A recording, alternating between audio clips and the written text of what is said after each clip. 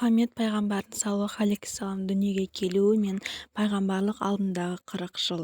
Аллах елшісі саллаллаху алейхи вассалам хашимилер әулетінде піл жылы рабиғ әл-әуәл айының 12-ші жұлдызында дүйсенбі күні таң сәріде Мекке шаһарында дүниеге келген.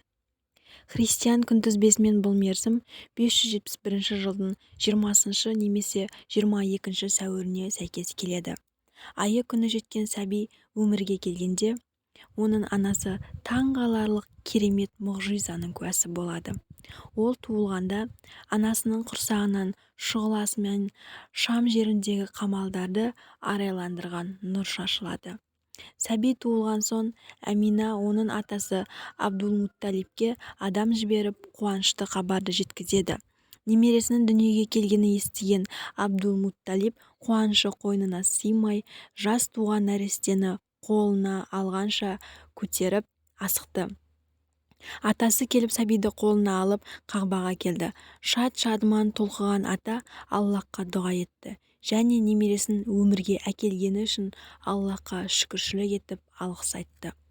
Абдул-Мутталиб немересіне Мұхаммед деп ат қояды. Араб тілінде аударғанда бұл сөз мақтаулы деген мағынаны білдіреді және арабтарда бұрын мұндай есім кездеспейтін. Мұхаммедтің саллаллаху алейхи вассалам туғанына 7-ші күн болғанда арабтардың салты бойынша атасы оны сүндетке отырғызады. Өз анасынан соң пайғамбарымызға саллаллаху алейхи вассалам Әбу-Ләхабтың азат еткен күні Суайба есімді әйел сүт ана болған. Суайба Мұхаммедті саллаллаху алейхи вассалам өзінің ұлы Масрухпен қатар емізеді.